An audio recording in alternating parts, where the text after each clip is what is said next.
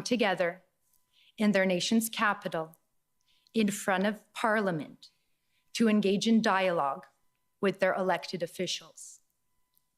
Protesting is, in fact, the people trying to have a dialogue with their government as a last resort of engagement when all other avenues for discourse have failed or have been censored.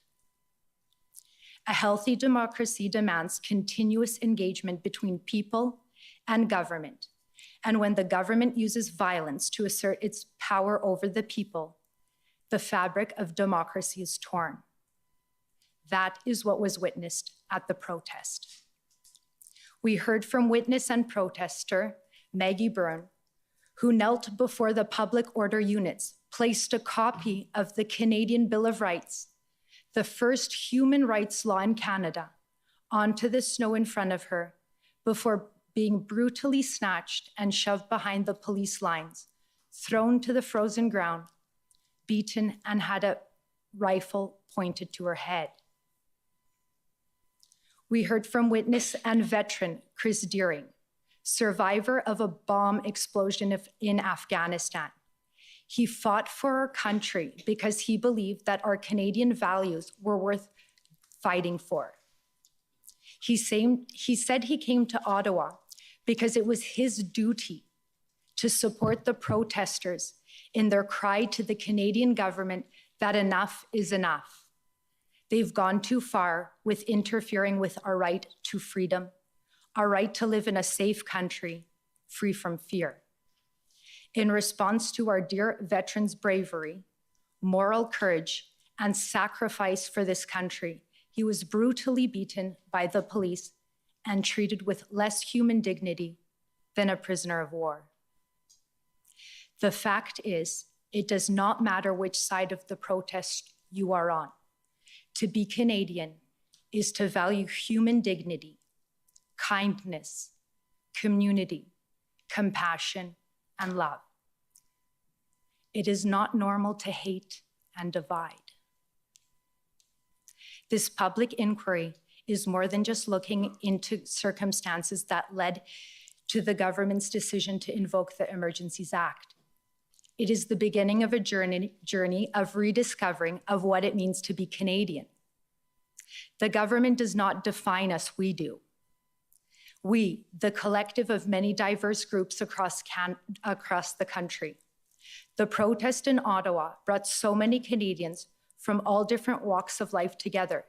It was an opportunity for reconciliation, for uniting and forging friendships despite so many differences. The protest in Ottawa gave people hope, and it humbled all of us. What we saw in Ottawa is emblematic of what it means to be Canadian, and that is what terrifies the current government of Canada. Yes, there was honking and diesel and noise, and that was not only challenging for residents in Ottawa, but also for protesters. But the protesters were not extremists or terrorists. They are fellow Canadians, neighbors, and each person is the thread that holds us together in a peaceful and loving society. We have all suffered in our own unique way because of the pandemic, the virus, the sickness, the lockdowns, the job losses, loss of livelihood, the mandates, and mental health. On the first day of this public order emergency inquiry, Commissioner Rouleau, you said uncovering the truth is an important goal. When difficult events occurred that impact the lives of Canadians, the public has the right to know what happened. C'est l'objectif de l'enquête publique. So the goal of this public inquiry is to shed a light on the situation which occurred and to make recommendations so that this situation will not occur again. Let this inquiry be the starting point for all Canadians. And that means all Canadians, including government leaders, to hold the executive branch of Canada to account. If there ever was a time for a Prime Minister to step down, now is that time. Thank you. Okay, thank you. Next is the Ottawa Coalition, please.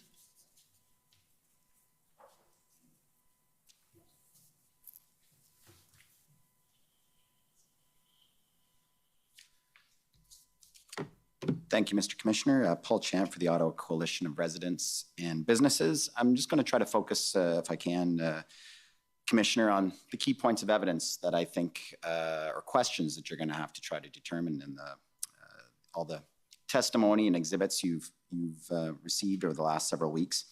First of all, what we know is that the Ottawa Police made a major mistake by allowing hundreds of semi-trucks to drive and park in downtown on the first weekend. The OPP disavowed supporting this idea and said that they thought the plan was to stop the trucks, but the reality is they also assisted in guiding the trucks downtown. So what happened there? Also, the Ottawa Police made a mistake in believing that they were only going to stay for a weekend. Despite all the other intelligence available, you heard a lot of evidence about how and why that decision was made or that calculation was made when there was a great deal of intelligence that suggested otherwise. But most significantly, Commissioner, by Monday, January 31st, the Ottawa Police already realized on that day that they had made these major mistakes, and they acknowledged internally that they were overwhelmed, did not have the capacity or the resources to police or manage these protests. They knew that. They were already calling it an occupation on Monday, January 31st. And from that day forward, they were trying to get help from other levels of government and from other police services. Now, what was going on after that? Well, we know that the Ottawa Police refrained from enforcement in most cases because of officer safety, including bylaw officer safety. And if the officers aren't safe, how can citizens and residents feel safe? They cannot, and they were not. Reports to police were not being followed up on, despite people calling repeatedly. You, of course, heard the circumstances, the context of downtown Ottawa, not only the dangerously loud horns that were going on all day and into the night, the blockaded streets that were obstructing traffic, public transit, and even emergency vehicles, the diesel fumes of hundreds of congregated and continuously idling semi-trucks, the street harassment, the threats to public officials at all levels, our mayor, our chief, our health officer, our federal politicians. Businesses were shut down with loss of profits and wages of $10 million per day.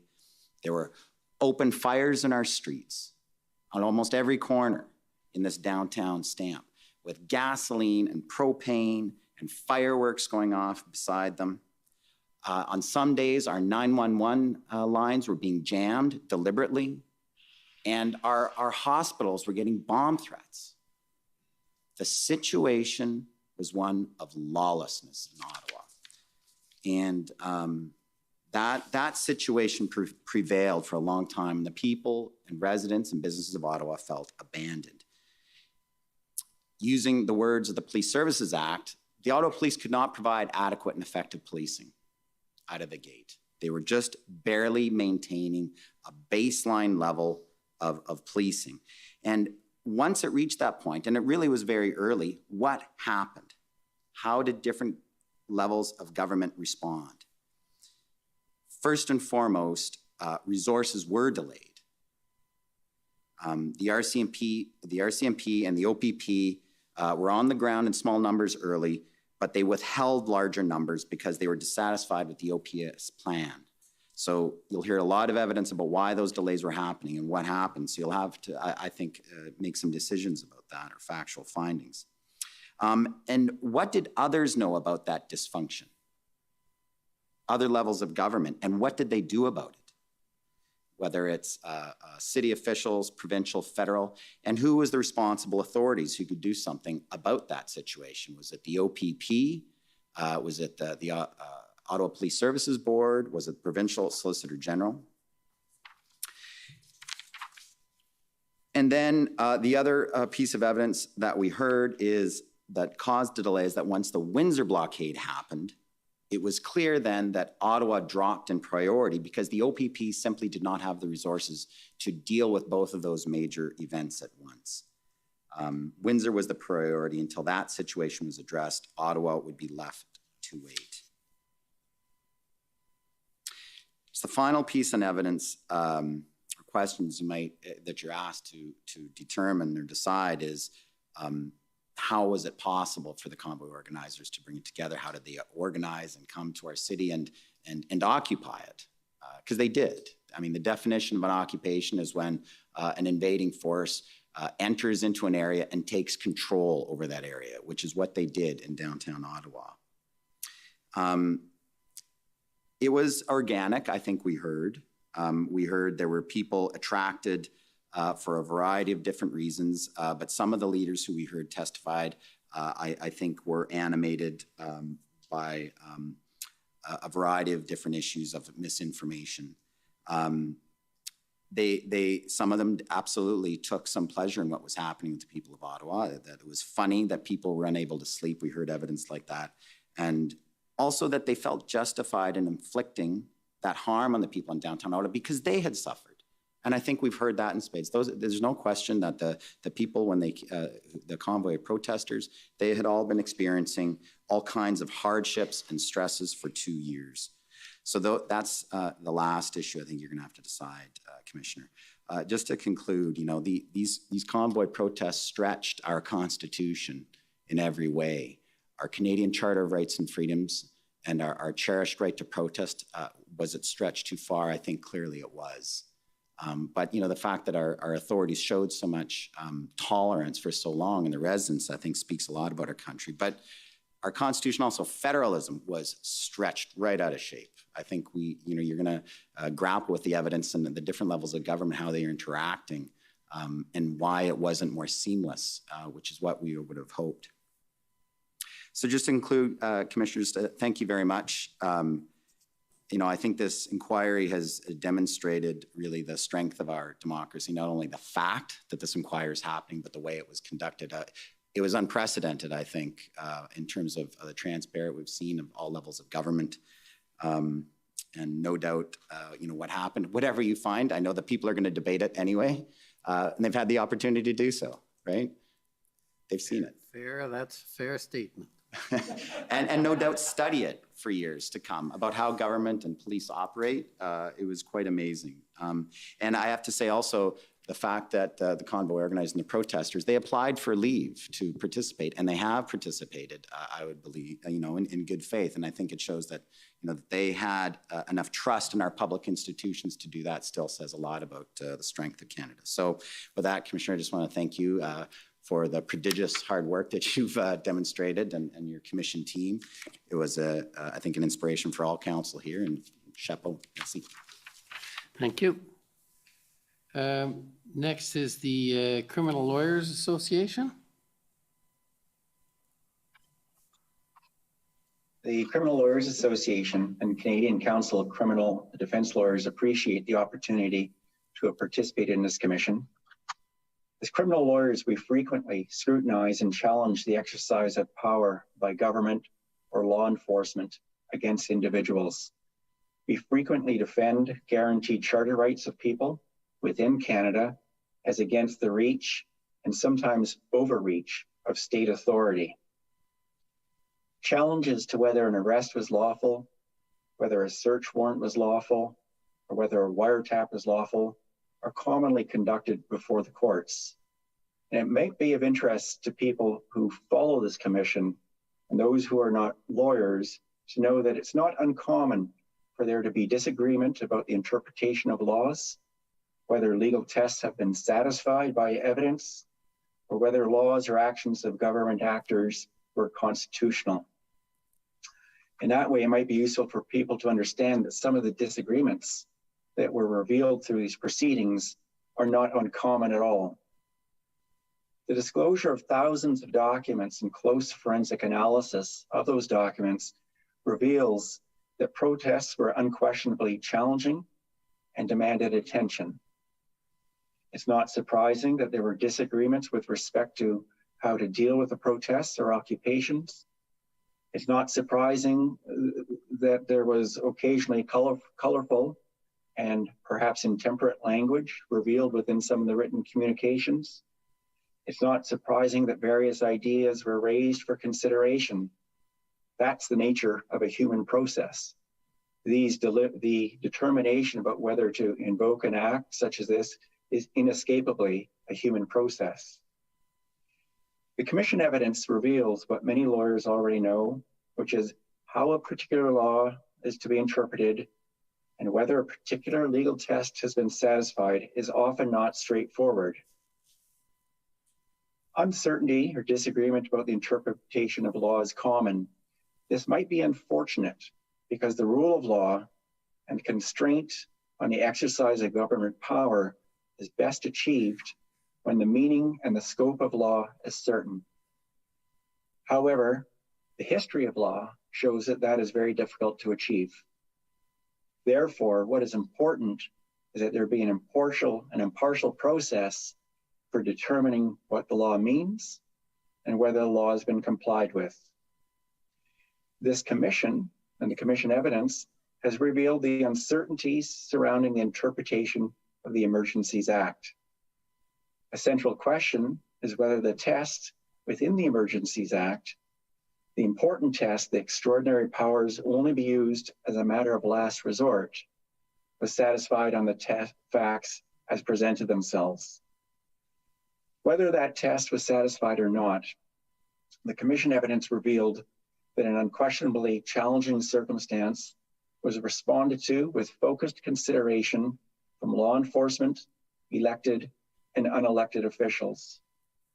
There will be disagreement with respect to how that was done and whether it was done properly.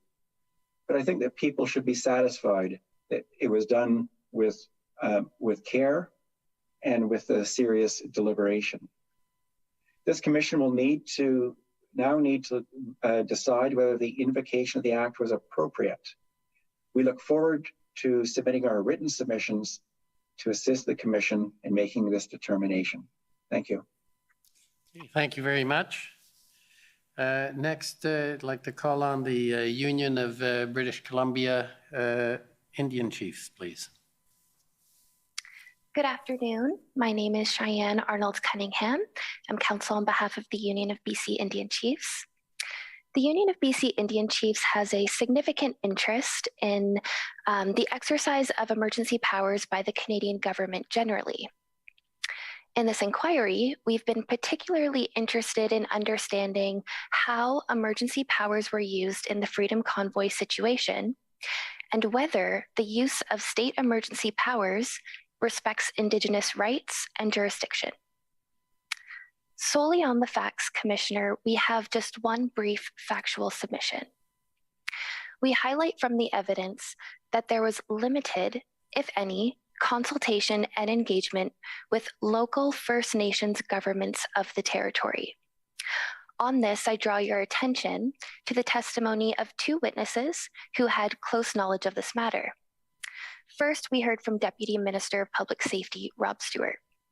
In response to a question from the Union of BC Indian Chiefs regarding which First Nations governments, representatives, and Indigenous groups were consulted with during the convoy situation broadly, he testified that he was not aware of any consultation efforts, and he narrowly connected it to matters associated with law enforcement in urban areas or at border points. He also testified that he was not aware of any efforts on behalf of the Government of Canada or police services to consult with First Nations of the territory.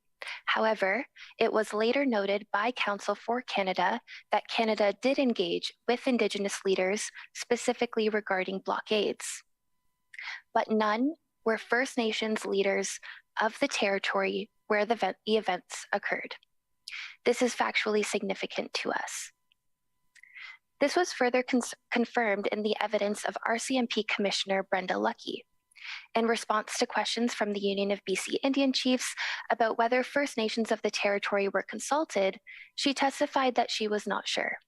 She noted it definitely did not occur in the Ottawa area, but there may have been efforts to do so in British Columbia, Alberta, and Saskatchewan. But overall, she was not sure. Commissioner Lucki's evidence seems to suggest that, generally speaking, engagement with Indigenous peoples in these contexts occurs when there is Indigenous involvement or if the event was on Indigenous land, but noted that there's special teams that exist for that purpose. The Minister of Public Safety, Marco Mendicino, confirmed that it is important for Public Safety Canada and police services to engage with First Nations of the territory, and that it's also important for this to be built into the response to public order emergency events across the government broadly. Minister Mendicino also emphasized that this type of engagement requires relationships to be built with Indigenous leaders so that we can move forward with reforms inspired and governed by the United Nations Declaration on the Rights of Indigenous Peoples. Commissioner, the evidence in this inquiry illustrates that there was a lack of recognition of Indigenous jurisdiction in a public order emergency event, and a lack of respect for Indigenous rights, specifically including the obligation to engage properly with the First Nations governing body that is a representative of the traditional territory or territories where a public order event occurs. This is noteworthy and important, as the coordination of jurisdiction and authority must include First Nations governments and representative leaders from the territories impacted. We thank you for the opportunity to be part of this inquiry and to provide our submissions on the facts today. Thank you, Commissioner, Commission Council. It's been a pleasure participating in this inquiry alongside the parties and their representatives, and we look forward to our continued participation in the upcoming policy phase. Thank you. I'm not sure, have we got the National Crowdfunding and FinTech Association or online? Not seeing them, not hearing them. Okay, so we'll go to the National Police Federation, please.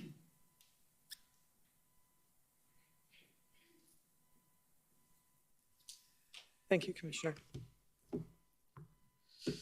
My name is Nene Jones, and I am counsel to the National Police Federation.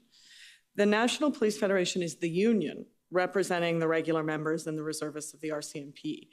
And so while we're obviously here because we're focused on the policing response in January and February 2022 in Coutts, in Emerson, in the Lower Mainland, in Windsor, and of course, primarily in Ottawa, we're also here because these are our members' working conditions.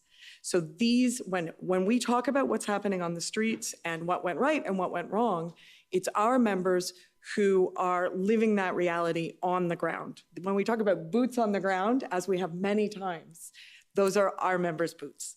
And so we also know that in the future, at similar protests, at similar occupations, our members are going to be the ones called upon to respond in similarly dangerous and uncertain working conditions. And so what the NPF wants for our members is to be deployed into these exigent circumstances with well-constructed, strong policing plan and in adequate numbers to perform their public order safety, or public order functions in a way that is safe for the protesters, for the community, and for our members.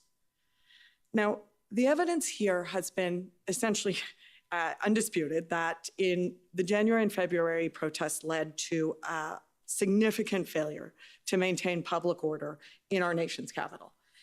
And there are a number of pieces of evidence that we will be reviewing in a great deal of detail in ours, or more detail anyway than I will today, in our submissions, and that you will be hearing about from all of my friends.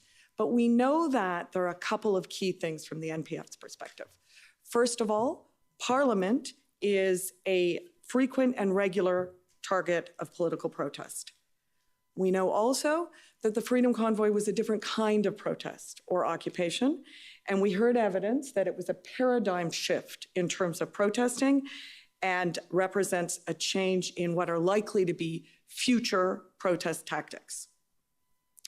We also know that the surge capacity of police, that is the number of police officers who are available and able to be deployed quickly, is a crucial, perhaps more accurately, the crucial component of protecting a key site like Parliament Hill and the Ambassador Bridge, to use two key examples.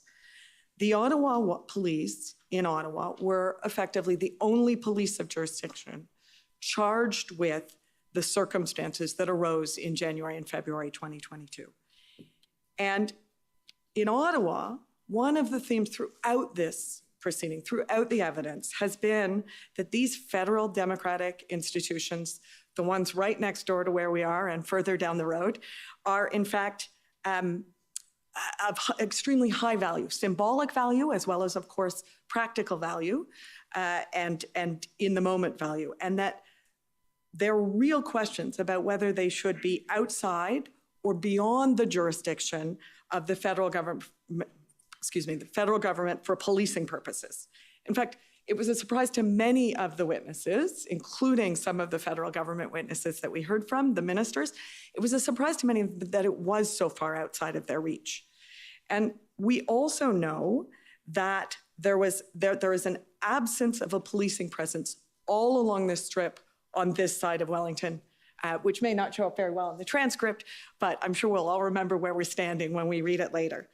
So as its status as the only police of jurisdiction, the OPS was left in a position to develop its response and develop its plan on its own.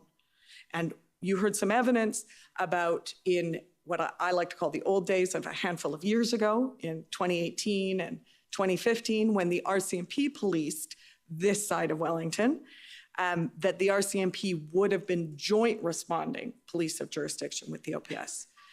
So we know that the OPS made the decision ultimately to allow the protesters to bring their vehicles onto Wellington and into the downtown core. And the NPF's view is that that was a terrible mistake. And the evidence in our submission shows that the RCMP, given their experiences with other large-scale events, would have made different planning decisions, including from the outset and including specifically on that point. Now, we recognize, of course, that our colleagues and our friends, members of the Ottawa Police Association who were on the ground, were doing their very best to maintain public order in extremely adverse conditions, particularly at the beginning when they were on their own. But the Ottawa Police Service was overwhelmed almost immediately, and there was friction, confusion, and delay in the ability of the Ottawa Police Service to obtain and deploy additional police resources. So much so that even here now, no one's exactly clear on how many police were eventually provided to Ottawa and at what, when, and at what stages, and frankly, in what roles. There was a lot of disagreement and finger pointing about that. And so in the NPF submission, we can draw a very sharp line from Ottawa to Emerson and to Coutts and to the Lower Mainland. And where we see that surge capacity being available to the responding police of jurisdiction, in all three of those cases, it was the RCMP who was the responding police of jurisdiction, but they were able to draw on those Article 9 resources that we heard evidence about to ensure that they could immediately and seamlessly provide that policing surge capacity on the ground in the moment it was required. And it was done in a way that provided for consistency of training, consistency of communication tools, and consistency of command structure. And so we heard evidence that the RCMP is uniquely positioned, given its size and its resources, given its cross-national status as Canada's National Police Service, to respond to these kind of public order emergencies. But the shortcomings in the legal and institutional framework through which policing was administered or is administered in Ontario, and particularly in the National Capital Region, pose significant barriers. And so we'll be advancing specific recommendations consistent with many of the recommendations that you're hearing today from my friends, including that the Police Services Act should be amended to extend full policing authority to the RCMP for purposes of municipal, provincial, or federal declared emergencies, that a statutory process should be developed to provide municipal police services in Ontario, and particularly the Ottawa Police Service, with the ability to request and obtain RCMP resources early, and that existing jurisdictional boundaries need to be re-examined and policing responsibility has to be supplemented, particularly again in the National Capital Region, so that the RCMP can provide the necessary support in situations of public order emergency. The Commission has been asked to make recommendations, and we hope that the NPF's recommendations which we, in our submission, are supported by the evidence, will be part of that. I do want to take one moment to thank you, Commissioner, very much, and also particularly to thank Commission Counsel, who have had at times a thankless role in this process. I suspect it has been almost exclusively thankless. They have been extraordinary colleagues and have done an amazing job. And I also want to thank all of my friends who have been counsel to the various parties. It has been a pleasure and an honor. Thank you very much. Okay, thank you. Now the Canadian Constitution Foundation, unless you've traded again.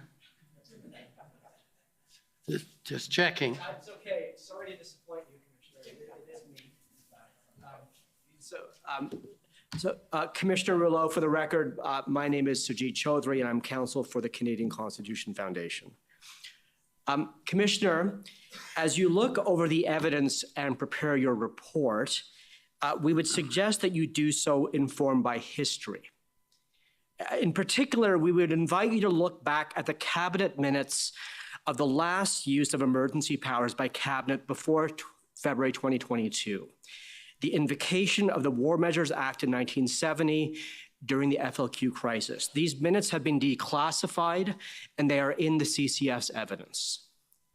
At the time, the Prime Minister did not initially recommend that the War Measures Act be triggered. The Security Committee of the Cabinet had met the previous day and were briefed by the security services that there was no apprehended insurrection in Quebec.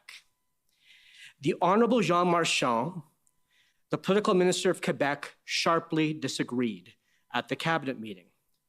He presented unverified intelligence at the cabinet table that the FLQ was, quote, a state within a state and heavily armed. He stated that failure to invoke the act was, quote, meant the risk of losing Quebec. In the end, the cabinet came around to Marchand's view. I have no doubt that Minister Marchand acted in good faith. However, it is now accepted that he and the cabinet were deeply mistaken. There was no apprehended insurrection in Quebec. The security services were right. Cabinet overreacted in the FLQ crisis. It should have relied on legal tools outside the War Measures Act. The basic mission of the Emergencies Act was to make sure that this kind of mistake never happened again. Under the War Measures Act, the Governor and Council had nearly unfettered discretion to determine if an apprehended insurrection existed. On first reading in Parliament, the Emergencies Act only required that the Governor and Council be, quote, of the opinion that a public order emergency exists. In committee, the act was amended to require that the Governor and Council believe on reasonable grounds that a public order emergency exists. Minister Perrin-Beatty, the author of the Emergencies Act, explained that the shift from an opinion to reasonable grounds test was to, quote, guarantee Canadians the ability that the courts could rule on whether the government had reasonable grounds to believe that a national emergency existed. The same holds true for this commission. Commissioner Rouleau, you must determine whether the Governor and Council had reasonable grounds to declare a public order emergency. We say that you must conclude that reasonable grounds did not exist for two reasons. First, the Governor and Council can only have reasonable grounds to determine a public order emergency exists if it is provided with all the relevant information to enable it to make a proper decision. The government has not established that the CSIS threat assessment was even provided to the full cabinet. There are good reasons to find in the record that it was not. In addition, the government has not established that the February 13th policing plan was provided to cabinet. Second, the proper interpretation of the Emergencies Act is that it incorporates the CSIS Act definition of a threat to national security. CSIS's own expert assessment of this event is that there was no threat to national security. In the face of this finding, the reasonable grounds test requires that the federal government provide evidence for why it disagreed with the CSIS assessment. It is simply not enough as a matter of law to say that the cabinet relied on a broader set of inputs to reach its decision. The invocation of the Emergencies Act has been and should remain exceedingly rare. But now that the glass has been broken on the Act, it can be used again. When the Commission asked hard questions about the Act's use in 2022, it must also focus on the Act's potential misuse in the future and protect the right to protest, parliamentary democracy, and federalism. We thank you, sir, and the Commission Council for your exceptionally hard work, and we look forward to continuing to work with you until this process is concluded. Thank you. Okay, thank you. The Canadian Civil Liberties Association.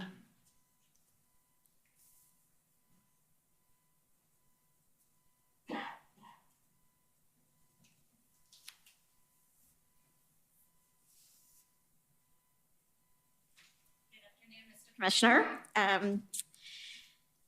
Kara Zwiebel on behalf of the Canadian Civil Liberties Association.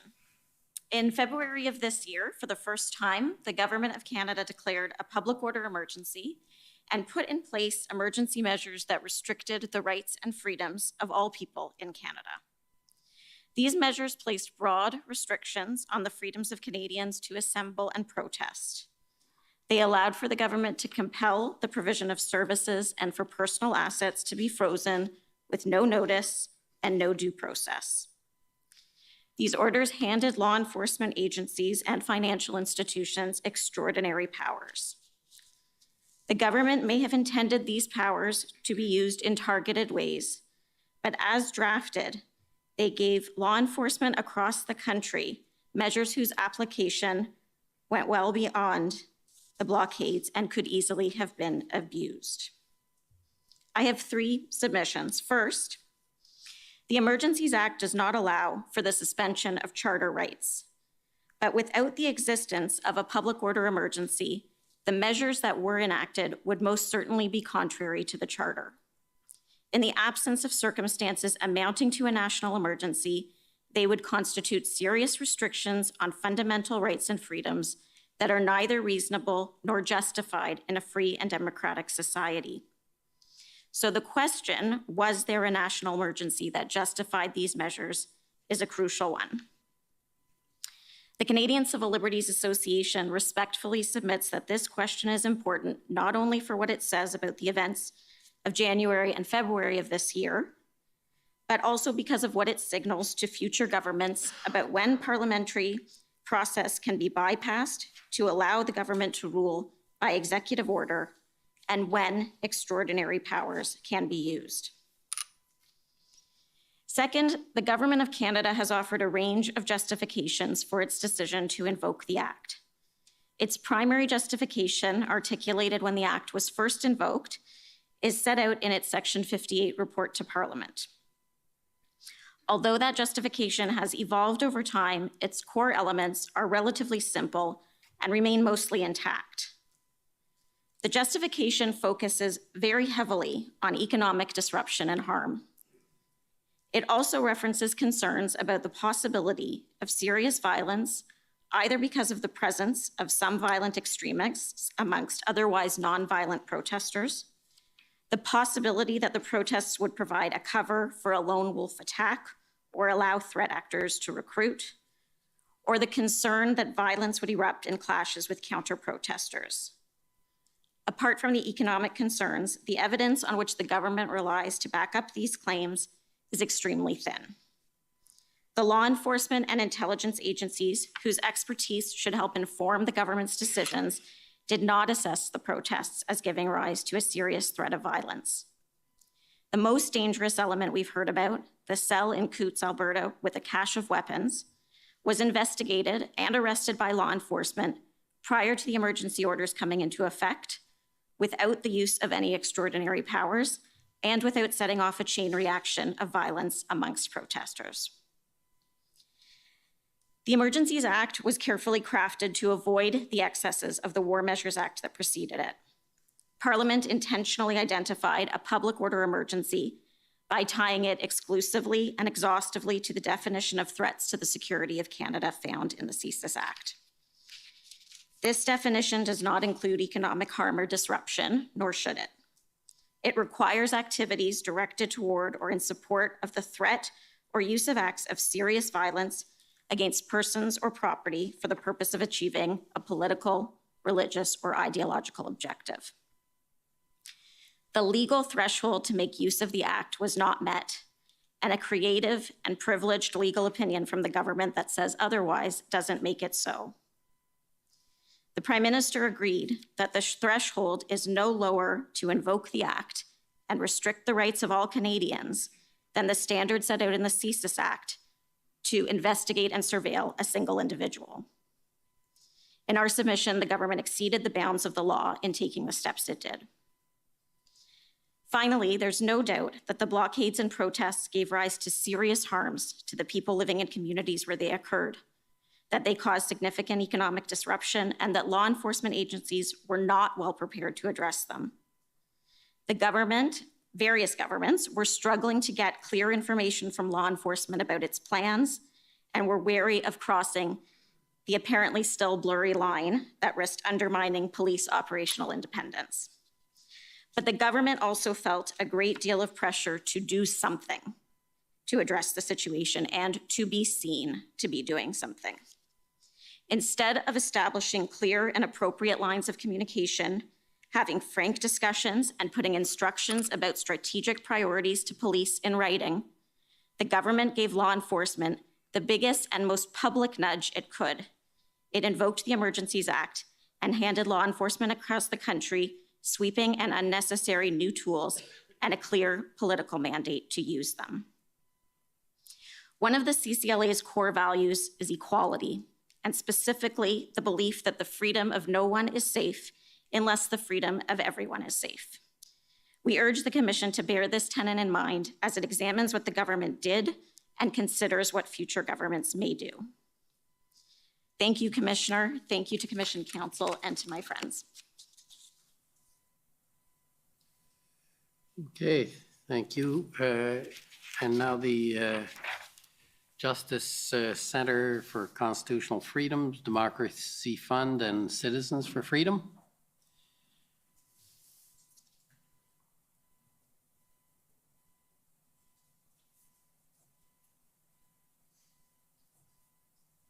Commissioner, my name is Alan Honor, and I'm counsel for the Democracy Fund, but I'm also addressing you on behalf of the JCCF and Citizens for Freedom. But we'd like to express our gratitude for this opportunity to participate in these proceedings. At the commencement of these public hearings, we stated that our goal was to get to the truth about why the government invoked the public order emergency. We wanted to hear evidence about whether the government met the legal threshold for invoking the Emergencies Act. Why the Emergencies Act was invoked is the primary and ultimate issue you should turn your mind to. I won't repeat the test for declaring a public order emergency because we've all heard it so many times.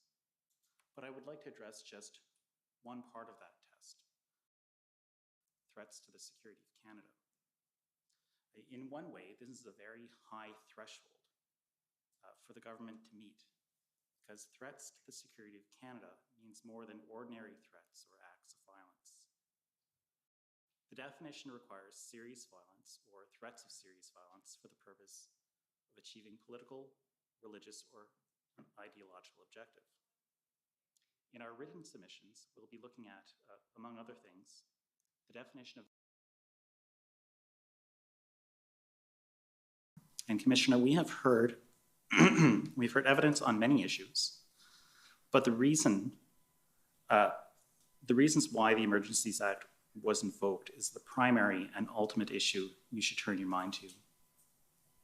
I won't repeat the test for declaring a public order emergency because we've all heard it so many times. But I would like to address just one part of that test: threats to the security of Canada. In one way, this is a very high threshold for the government to meet, because threats to the security of Canada means more than ordinary threats or acts of violence. The definition requires serious violence or threats of serious violence for the purpose of achieving political, religious, or an ideological objective. In our written submissions, we'll be looking at, among other things, the definition of terrorist activity is set out in the Criminal Code and how it is similar to the CSIS definition. And in fact, some of the CSIS documents that were disclosed to the parties through this inquiry show that CSIS refers to Section 2C as terrorism and extreme violence. And this reference is indicative of just how high that threshold is. We submit, and the Prime Minister's evidence left little doubt, that this very high threshold is the same whether it applies in the Emergencies Act or the CSIS Act. The context, the decision maker, and the purpose are obviously different. There may even be different inputs, but those inputs are meant to answer the same question. Are there threats or acts of serious violence for political, religious, or ideological purposes? And that is the one and only standard. Commissioner, I've made reference to how high the threshold is, but in a different way, it's a low threshold. And on the issue of threats to security of Canada, it doesn't require, for example, proof beyond a reasonable doubt, nor does it even require proof on a balance of probabilities. The threshold only requires the Governor and Council to actually believe that there are threats to the security of Canada, and it requires that belief to be reasonable. And respectfully, we submit, and we will argue in detail, that the government has not even met this low threshold. There may be reasonable grounds to believe that some acts of violence were happening. Ripping off masks, police officers being swarmed, eggs being thrown, coffee being thrown.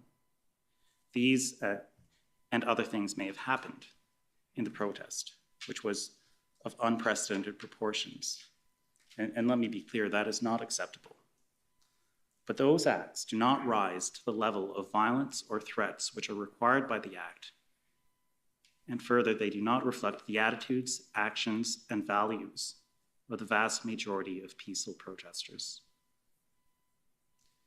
Even the most significant threat we heard of, which was the presence of weapons in Coutts, does not meet this threshold. And even if it did, it was neutralized. Those alleged criminals were sitting in an Alberta jail when the Emergencies Act was invoked. The threshold requires present threats, not past threats, not fear of the unknown. Canadians and even the international community are and will continue to be divided over the Freedom Convoy protests. Canadians will also be divided over future protests.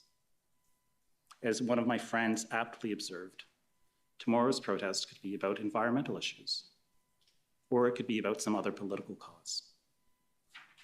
To safeguard democracy, the rule of law, and the cherished right to protest for everyone, no matter what you believe, we must ensure that the Emergencies Act is only used as a last resort in the direst circumstances.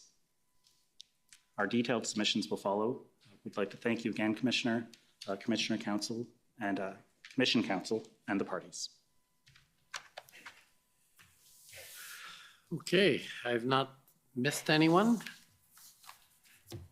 Good, I've missed things before. I've not been perfect, and in fact, probably made more mistakes than most.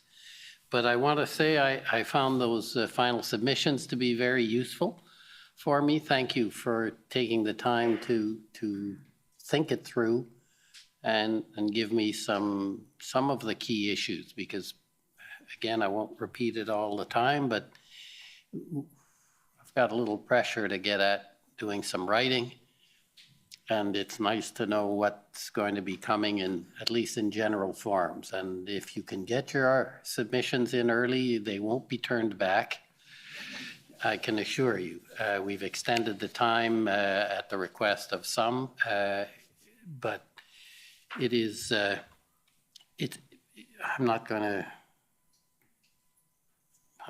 to shy away. It's very challenging to get this written because my hope is that once it is written and provided, there will be enough there that even if you don't agree with me, the facts will be there, the evidence, the analysis and fact-finding. But ultimately, these are very difficult issues. They overlap, and people could have different views and will have different views on these things. But I can assure you I'll do the very best I can. Now, this brings the fact hearings of the Commission to an end. It was, believe it or not, 43 days ago I first convened these hearings. Since then, we've heard from 75 witnesses, filed numerous overview reports, witness statements, witness interviews, and have introduced over 7,000 documents into evidence.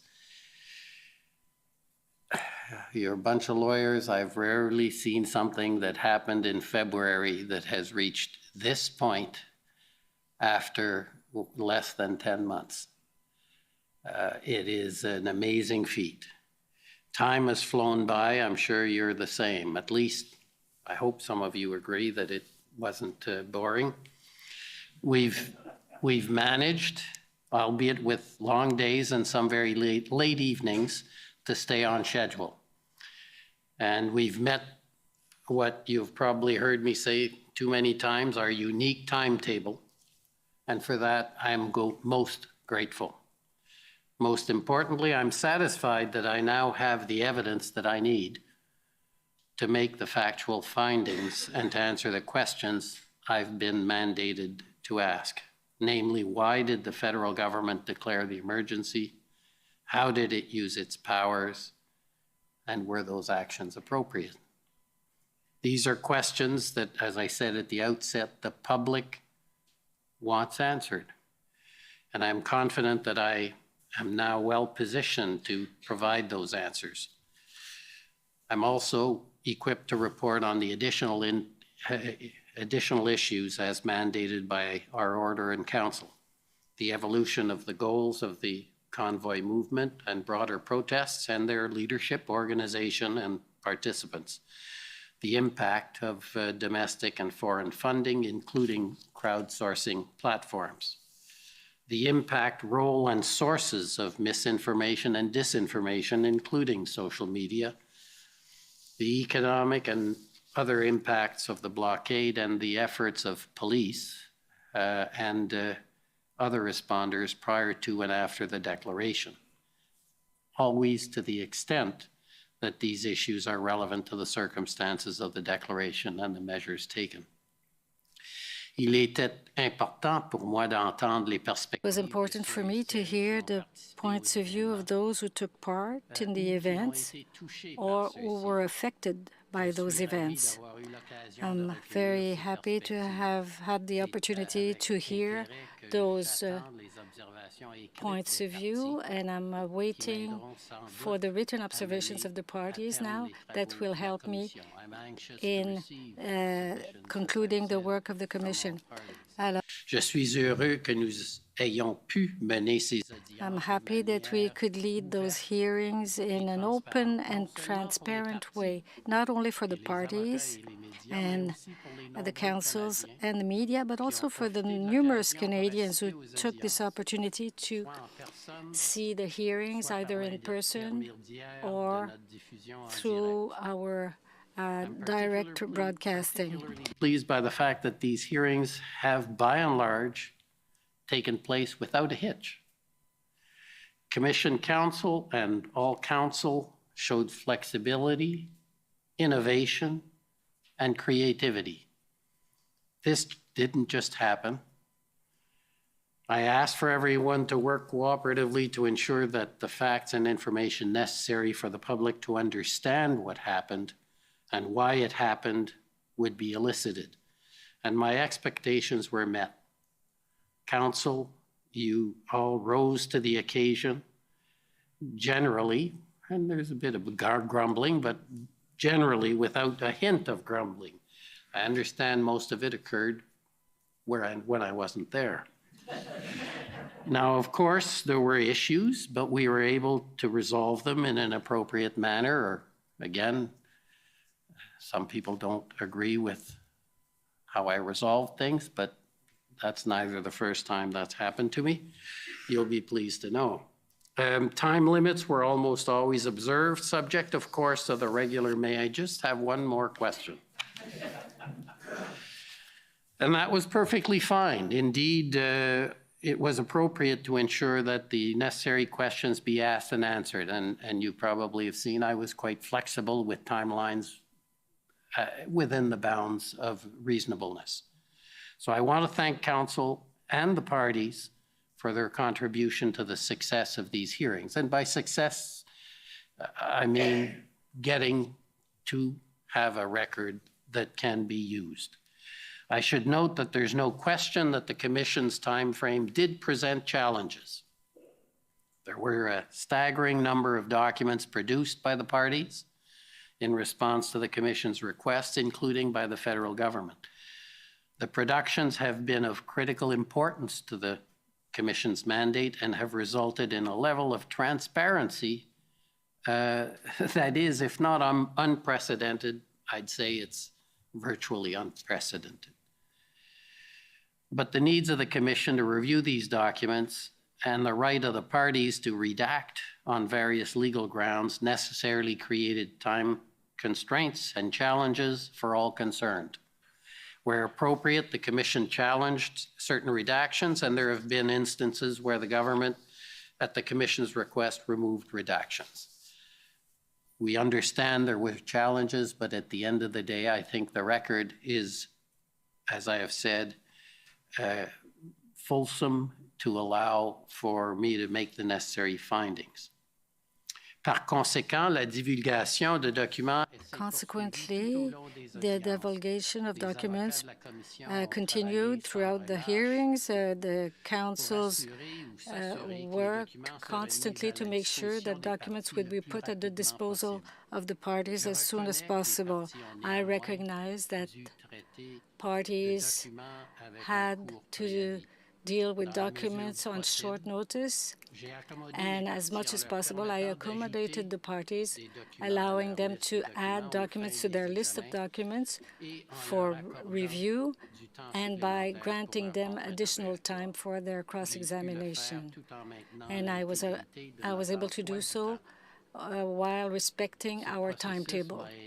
And that process helped me appreciating the relevant facts and to improve my understanding of the relevant issues. The question raised by the parties also helped me, and this was very important for me. The process and questioning by parties has been very much of assistance to me, and I want to thank Council for that. Et maintenant, si vous le permettez, and now, if you allow me, I would like to express my sincere gratitude to people who worked in the hearing room and to make sure that the hearings would take place. This commission was created and the process was executed by a talented group of colleagues, and that made the task a lot easier for me. In fact, I've sometimes think I'm no more than a puppet with a lot of puppeteers behind who are making the whole system work. And I deserve virtually no credit for all that's happened to date. It's an unbelievable team that I have had supporting me. Notre directrice exécutive, our executive director, Hélène Laurando, our office manager, Véronique Perrault, and her staff. They put together this whole operation, which I think you will agree with me has been very well done in a very short period. l'équipe de gestion d'événements et de conférences. The event management team and the technical team with Yvon Lamoureux that took care of the broadcasting of the hearings. Technology has been amazing to allow this to happen. My co-lead counsel, who I owe so much to, as you know, Shantona Chowdhury, and she says Chaudhry, and I always make it wrong, but I'll learn. I'm a slow man to learn, but I blame it on my French, but that's not true. And Jeff Leon. My senior team of lawyers, Aaron Dan, who created really the basis for these hearings, who's not here with us today, but is back in Toronto.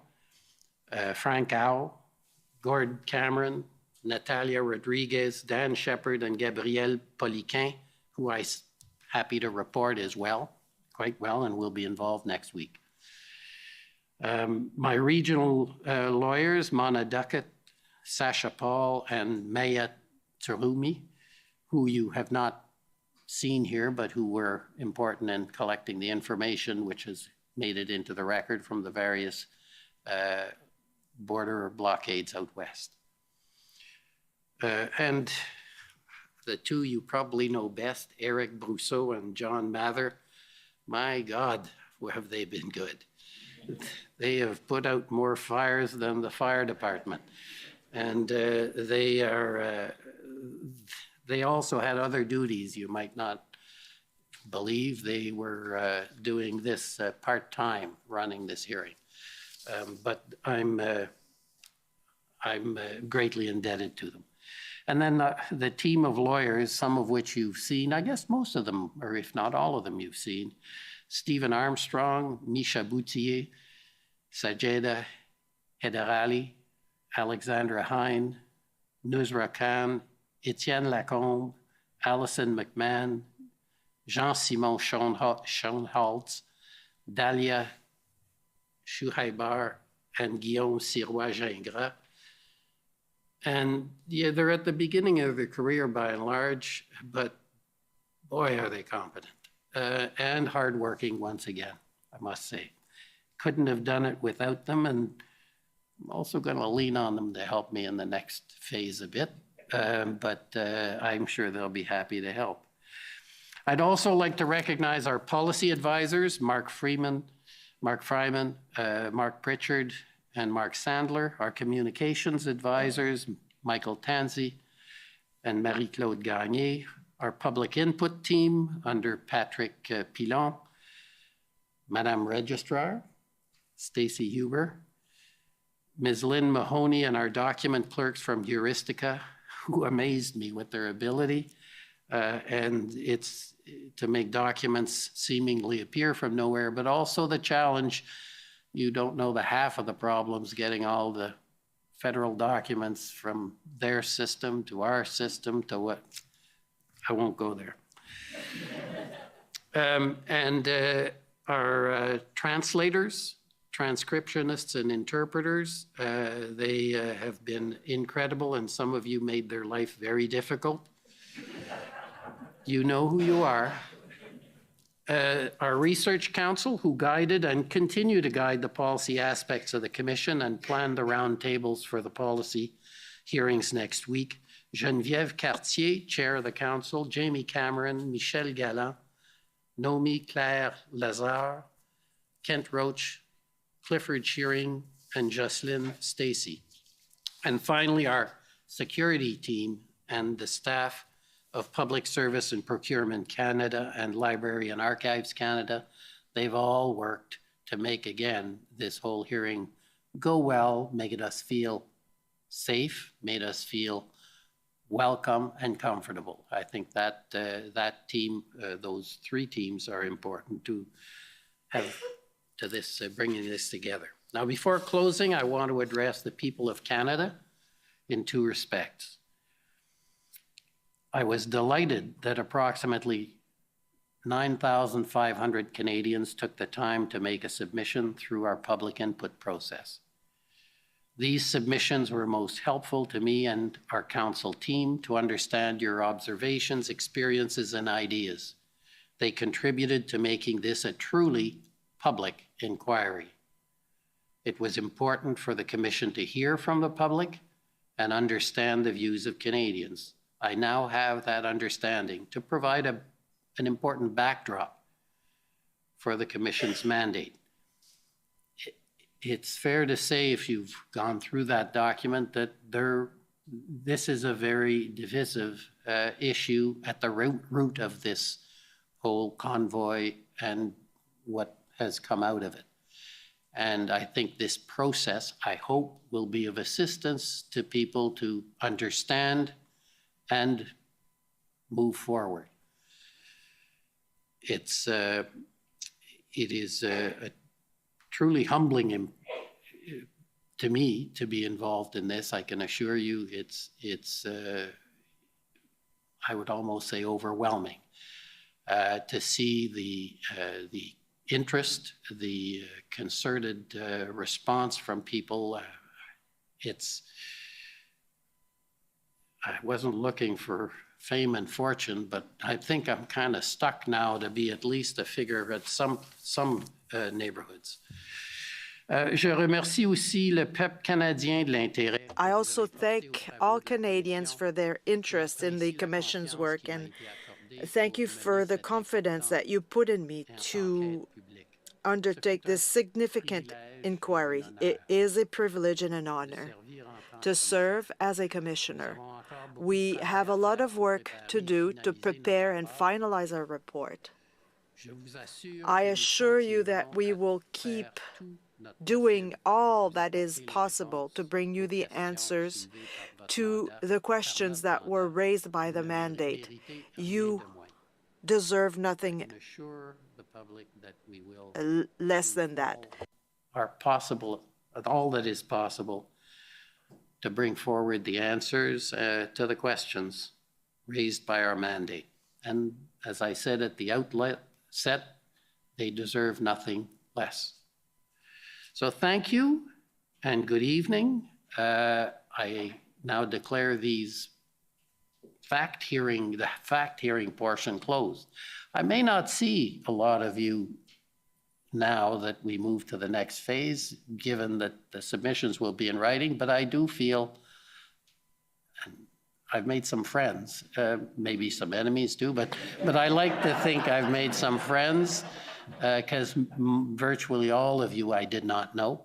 And it has been a very, very pleasant experience. And thank you all for tolerating me. And my I guess, difficult task is always is still in front of me. Thank you very much.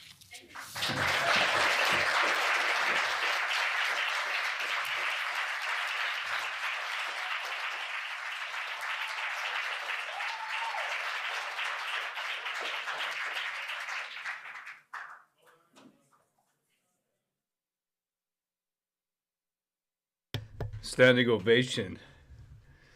Shout out to Polycoin. We hardly knew you, brother, before you passed suddenly. Shout out to Frank Al. Shout out to you, brother. Shout out to all. Shout out to all the eggheads. All the eggheads. Big full shout dozen out. At least. This guy with his shout outs. Shout out to passionate. He's really passionate. Shout out. Standing ovation, everybody. Standing. You know who he didn't shout out? He didn't shout out the real heroes like Chris Deering, Maggie Hope Braun. You know, I want to give those people shout outs. That's too real, man. That's too real. Holy crap, man. I was just shouting out all the eggs, you know what I mean? Rolly the Rockstar. He's like, I know now. He's like, I know now when I walk down different neighborhoods, people can recognize me. I'm Rolly. You know, I'm just what's this? He's like, I'm a star now, guys. I'm a star. Oh, my, Rolly. Get over yourself. Shout out to the Wire Brush. Says during Lighthouse. Oh, he's gonna cry. Did that man survive? Don't worry about that, CJ. He's tweeting. There are way more important things. Man, I want to shout out. Realistically, I want to shout out to the chat. We could not have done this without you. You're the lifeblood of the internet because you are the people. We are the people, all of us together, doing this, and you've enabled us to actually, man, to do this, to go through those 40 plus days. Incredible, really incredible. Best chat, says BST. Absolutely. Rolly the Rockstar. Shout out to Miller. Shout out to the chat. Hail, says my sister Ange. Hail, Rowan Pan. Hail, the chat. Thank you, Corporal Dag. We got Bad Egg Productions. Hail, War Campaign. Hail, brother. This is it. Shout out to Weed, says Rowdy Roddy. He needed the weed to get through those days. Mm-hmm. Got a lot of hearts for Rolly from Anonymous. Bomber Hail, a lot of hearts. Hearts and thumbs up. Hail from Sweden. Wow, Sweden watching. You see that? Beautiful. Amazing. Yeah, really. I'm telling you. Monday, we're going to come back, do a live recap, get some rest. It's been a long 40 days, and we're going to do 2 hours. Maybe right before noon Eastern time, somewhere around 11 or something like that. We'll go live. What do you think, Pan? 11 Eastern? Should we do that? Yeah, man. That's a plan, brother. All right. That is a plan. There you go. 2 hours. We'll do 11 Eastern, and we'll do like a recap. We'll see what the media's been saying, and we'll just relax and just have a laugh in the chat. You know what I mean? So there you go. That'll be on Monday, 11 a.m. I'll set a video up there, and just relax for a little bit, man. And I'm going to sleep in on Monday morning. Haven't slept in. I'm going to play with my dog. Oh, man. Right? That's going to feel so good. You get a little more sleep, you know? A little bit more sleep. There you go. 11 is great. I'll be making breakfast 11 Eastern. There you go. Hail, Sweden. Hail. The chat says BC Joe. It has been incredible. We've seen so many people, so many personalities. The government has hired absolutely the most, the biggest characters that I've ever seen in my life. And I got a lot of hope, not because of a lot of the jokers here, right? There's been quite a couple of good people here, a couple of interesting arguments made, especially in closing. Like what Sujit put together there, talking specifically about the amendments to the Emergency Act. That's something to think about right there. If that's a takeaway in terms of actual logic and sense, even though like we're kind of losing it with the Prens. But Sujit, he mentioned the fact that there were amendments made to the Emergency Act that actually limited the scope. Okay. You really had to have that, what is equivalent to a clear and present danger, something like that. Anyways, you can go through that and watch it again, but that was him bringing it together. That's what this was about. The Emergency Act kind of became a trial of the convoy itself. But you know what? I know now that we're all together. We're doing amazing. We're going to continue, and we're going to stay united right here. There you go. My voice is going. We need to hold these guys accountable, says BST. Scroll down, says Jeremy V. See, they scroll down. Best party I ever been to work with. There you go. Best party. What do you think, Pan? Yeah, no, it's been amazing. You know, thank you everybody for being here with us. Pran, scro. We got some new terminology to have fun with. To banter around in the chat, and the community of the chat. It's where it's at. Like Rose said, you guys are the lifeblood of YouTube. You guys are the lifeblood of War Campaign. The exchange of information and ideas. That's how we're gonna win. So that's what we're gonna do. Absolutely. Check out the Telegram room. The link is in the description if you want to, throw in some links or whatever else. You find something interesting, you want other people to see it who are here. That's the way you can do that in between these streams. Throw that into that room right there. Let's see here. We got Mr. Hammerdance says, shout out to Deep Undercover. Thank you for the commentary, Rowan Pan, these past 31 days. Hail. Thank you, Dean. Thank you. And thank you to all the chat. There's so many beautiful messages. I've been reading them. I can't respond to them all, but I've been reading them. They're amazing. Really, truly, truly. Malcontents. That's right. Malcontents, Yahoos. Right? That's right. That's right. There were some other ones too. I can't recall now. Yeah. Swarm. We're Swarm. That too. There's one. Yeah, you remember and tell us, and we're going to remember this. This has been a historical event. Just remember now, I want everybody to rest up, okay? I know we've all been like nuts. Everybody's been glued to this. And get that balance into your life. And then come back and join us on Monday, refreshed, rejuvenated, and resplendent. And we will see you then. Hail, brethren, honor, accountability, integrity, and loyalty. Let's bring those virtues back. Let's live those virtues, and let's make our countries, all of our countries, our Western nations, our beacons of light and hope to the world. Let's make them worth living again. Hail, brethren, and thank you so much. Thank you.